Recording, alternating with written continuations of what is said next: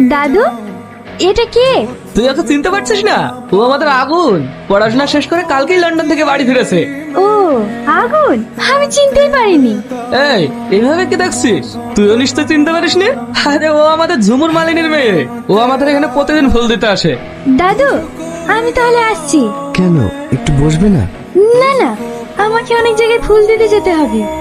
কিরে, কি দেখছিস? কিছু না। কিছু না? আমি সব বুঝি রে দাদু ভাই। হঠাৎ করে আপনি আমাদের বাড়িতে? কেন, আসতে পারি না বুঝি? না না, তা বলছি না। মাধবী কে? আমি তো ঠিক চিনতে পারলাম না। মা, তুমি চিনতে পারছো না? প্রতাপ দাদুর নাতি। বসো, তুমি কত বড় হয়ে গেছো। মাধবী, চা করে নিয়ে আয়। না না, আমি চা খাবো না। তাই বললে হয়? কতদিন পর তুমি আমাদের বাড়িতে এসেছো। আমি একটু গ্রামটা ঘুরে দেখবো। তুমি যাবে আমার সঙ্গে? যাবে না মানে? অবশ্যই যাবে। জামা, আগুনকে গ্রাম